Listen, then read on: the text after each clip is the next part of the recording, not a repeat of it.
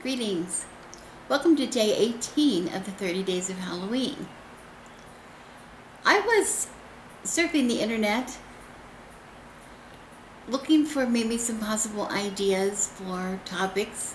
30 days on one subject, one topic is a little bit challenging, can be a little challenging. So maybe getting some ideas for something you might want me to talk about. And I came across a page, a website. I guess it was a blog, I don't know. I didn't spend too much time there, I have to say. I'm not going to credit it because I don't have anything nice to say. It was called something like 10 Creative Ways to Use Your Cauldron. Hence today's topic, because when I looked down I thought that's kind of interesting, 10 creative ways. And I looked down the list and I read the first one and second one, and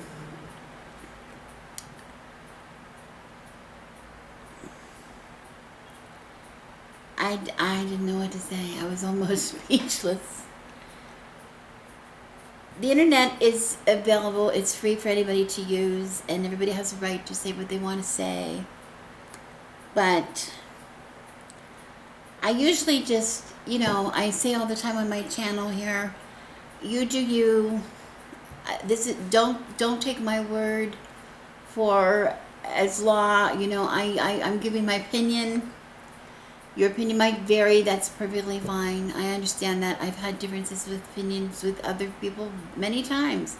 That's okay. That's what makes this life interesting, having a little difference of viewpoints. But I just couldn't let this go. I couldn't let it go, and I'll explain why. Because when we're talking about a cauldron, the witch's cauldron, or talking about cauldrons, I just happen to know a little bit about this subject. And this is why. These are mine. Kind of buried here on my table with my cauldrons. I should first talk to you a little bit about what a cauldron is, because I think when we talk about the witch's cauldron, most of us are thinking about something like this. I don't mean to imply that we're thinking about something we're thinking about something shaped with this kind of a shape. Oh, right? That's the familiar shape of the witch's cauldron. This round bottom that we see here. As a matter of fact, if we want to look up the definition of a cauldron, is defined as a very large cast iron pot or kettle for cooking or boiling over an open fire. It frequently has this hanger. This hanger is pretty common, this arch-shaped hanger. And all of mine actually do have that. All of them have a hanger. Well, I'll show you that in a minute. Can't show you from here. Some of mine do have this characteristic bottom, and you can buy these with a very large, in a very large size, shaped exactly like this. It looks exactly like this, made of cast iron.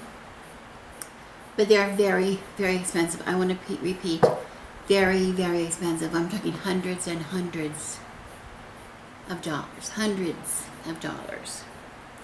And I want you to keep that in mind when I talk to you what I wanted to talk about today. I was trying to figure out what kind of a video to do, and I came across this website that said, and I have notes here because I want to be sure to I don't want to misquote anybody, even though I'm not giving anybody's name.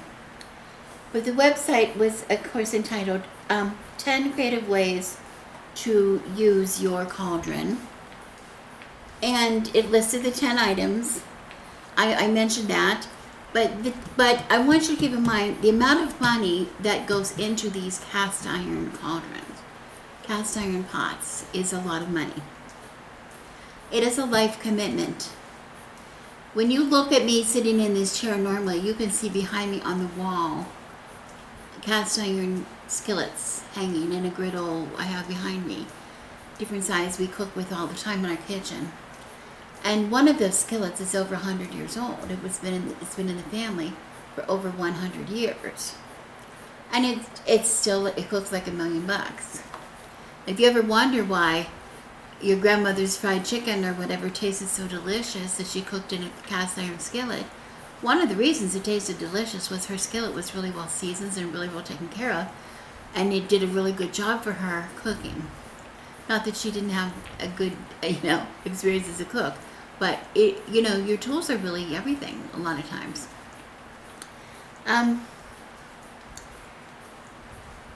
I just want to say that I want to give you the frame of reference for why I was so disturbed when I read this article about the 10 creative ways to use your cauldron.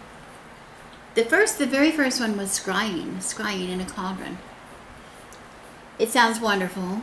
You fill your cauldron with water and you add ink. That really got my attention, ink. And then you scry like you would scry in a scrying mirror or something. The surface of the water being black, you would how you scry. If you don't know, we'll do that another time. But it's a way of seeing images or whatever it's a divination form that you can look for images in the dark ink water in the pot. My pots are beautiful. These are pots. Not all of them. I have 1, 2, 3. These four. I carry with me at all times in my trailer when I camp with the SCA. I also cook with them. There goes my dog. I'm not sure why my dogs cannot walk without disturbing the camera that takes up this much room.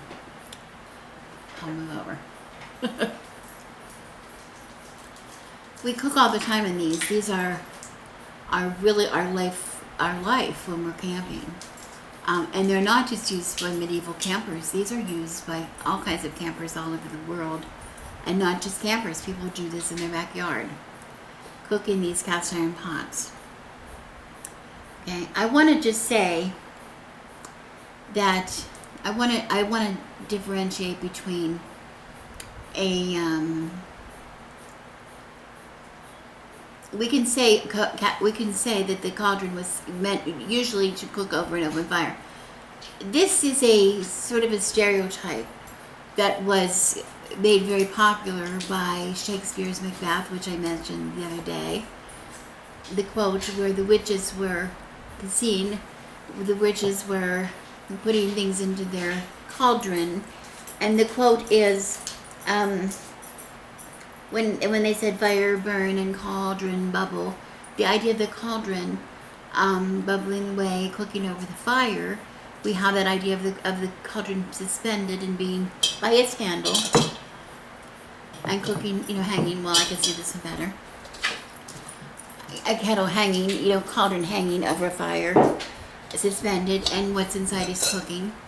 But if you go on in the quote, it does also say, in the cauldron, boil and bake. And that's a really important point I want to make up before we get involved too much in the little article that I read about the 10 things about using the cauldron for. Because we have to understand that when you hang, these are iron pots, and these date back, not these, because these are cast iron. This is different. It's a different material. But an iron pot for cooking, such as a cauldron, dates back to the Bronze Age. People for thousands of years have been using these to cook in. And they cook very much just like you would cook anything else. But they cook by heating up. These cook by heating up. They hang over the fire, yes, and this one particularly, we use this all the time, hanging over a fire. suspended on a tripod or kind of thing, hanging, like you would expect. But you know, the heat doesn't come through this. This is cast iron. This is very thick material. The heat from the fire heats up the pot, which heats up the food, which cooks the food. If you put a pan on the stove, on your gas flame or your electric burner on your stove, you know, a skillet or whatever, saucepan, pan or whatever you want on the fire, it sort of diffuses the fire coming from the stove up to the food.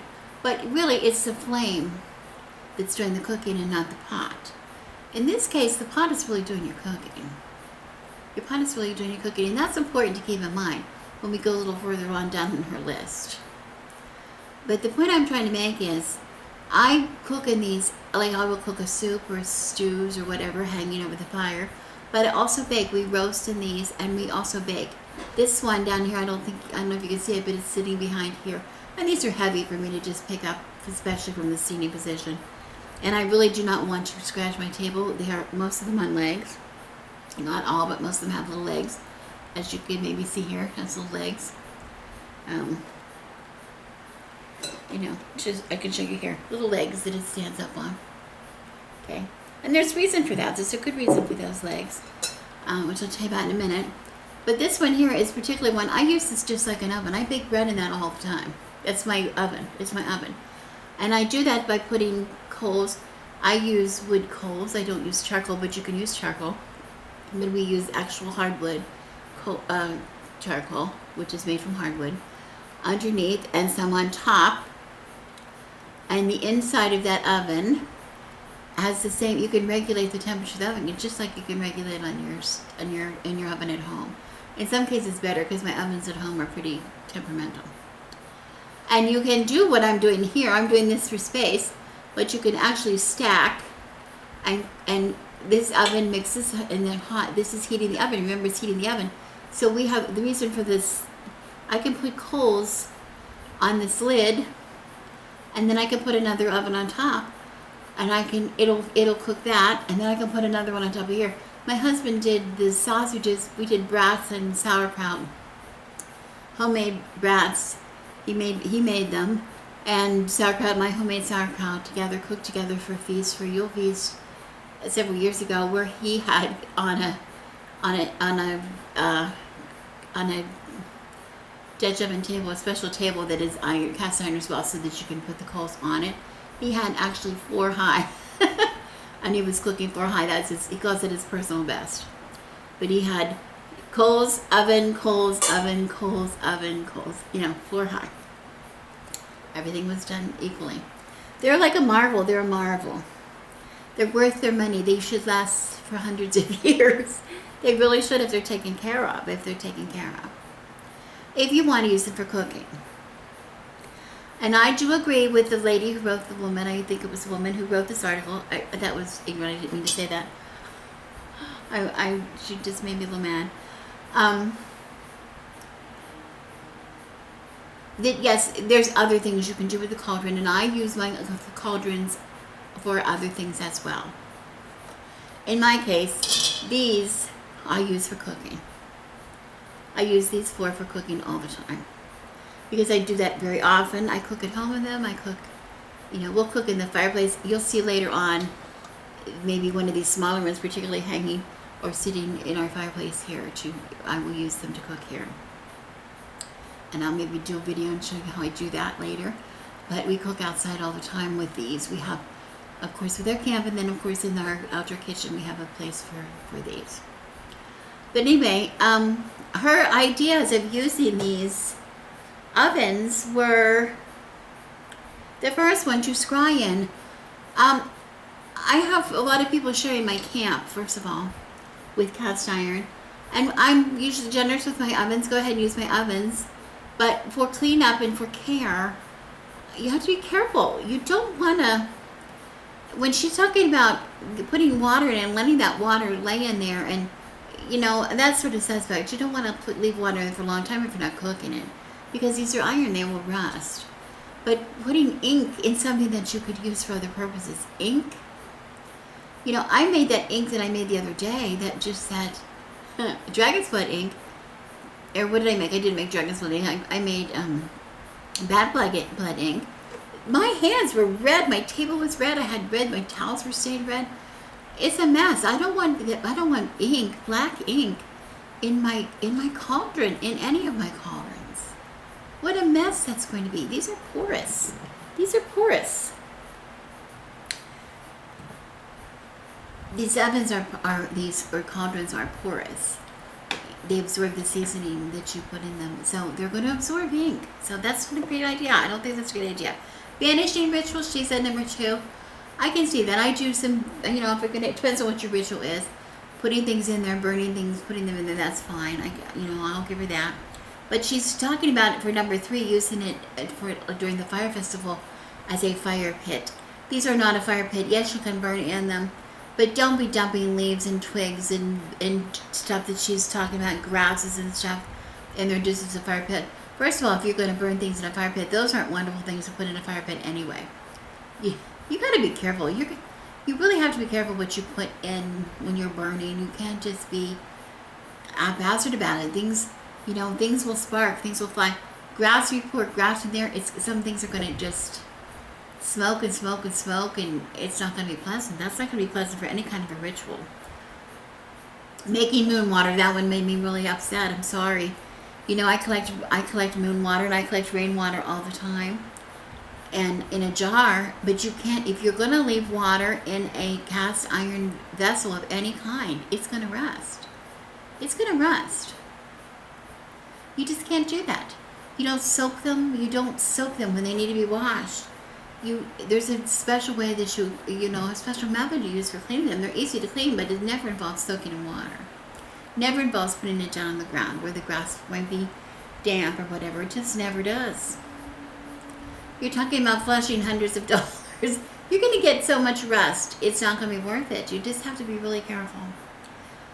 Burning oils was one of my favorites. She talked about putting a tea light underneath it. That's hysterical to me. A tea light, there's no heat coming off of a tea light, very little.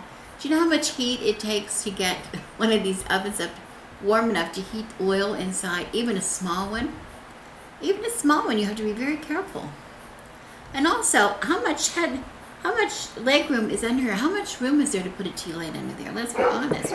You have to be talking about something big enough that's going to be high enough. That's not even high enough to put a tea light under. I don't know what she's talking about. Kind of weird.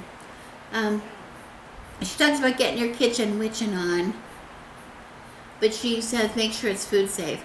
So I'm not sure what she's using for an oven, for a cauldron that wouldn't be food safe. I don't even know what that is. I would be very careful. I would examine what you're using. You can get a cast iron. Like, some of these are so totally cute. This is as cute as a bug, isn't it? It's as cute as a bug, and it's cast iron. But it has the shape you want, and it's adorable. I got that at either a yard sale or a thrift shop or something. I probably paid just a couple dollars for it. You don't. But it'll last with care. It'll last a long time. You want the real thing. And I could put food in there. It's a little dirty now because I have what I have in there now. It's dirty. But it could be cleaned, and I could use it for food. Okay? She talks about experimenting with custom oil blends, but she doesn't tell you how you do it. And this is what I want to show you, these small ones that I have. I have a lot of these. Here's one. You can maybe see it. It has sand in it. Here's another one. Again, sand in it. Here's another one. Has sand and some ash in it. Here's another one that has sand and a candle in it.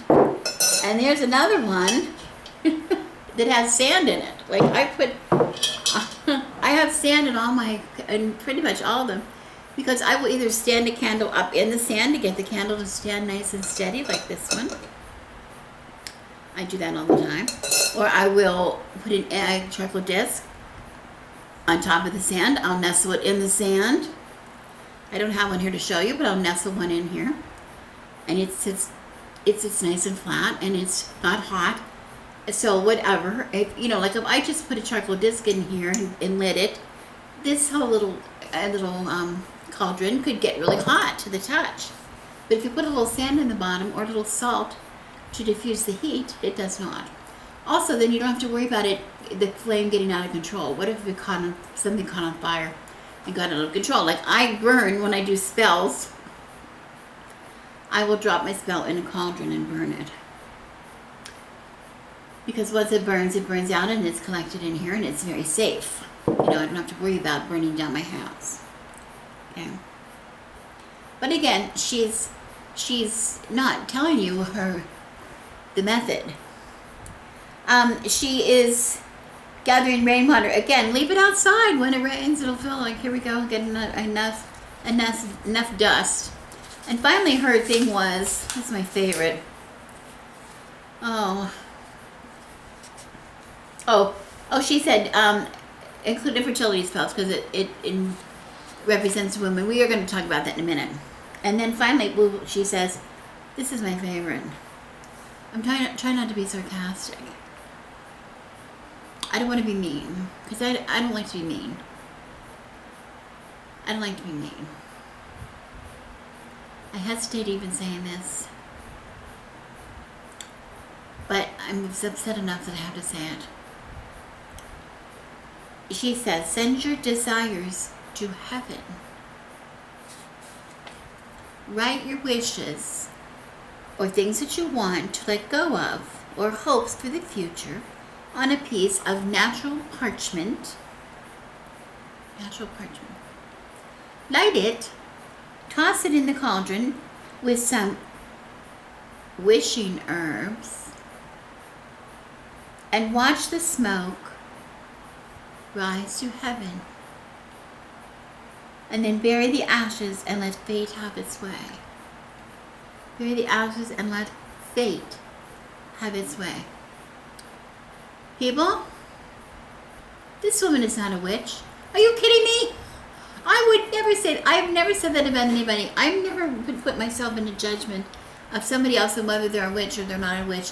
But are you kidding me with this? Are you kidding me with this? Are you kidding me with this? Witches do not make wishes. We state our intention. We speak our intention. We cast spells. We do not wish for something. We make our intention known. We don't wish. Using it and writing on a piece of natural parchment. Does she know what parchment is? Parchment is actually the skin of an animal, the hide of an animal. Natural parchment. Or vellum, the skin of a calf. You have parchment made out of vegetable tallow. We could have parchment paper made out of a parchment. There could be a parchment made out of, some kind of tree or something. It could to mimic, some of the artist parchment paper is made out of something to mimic natural parchment or natural vellum.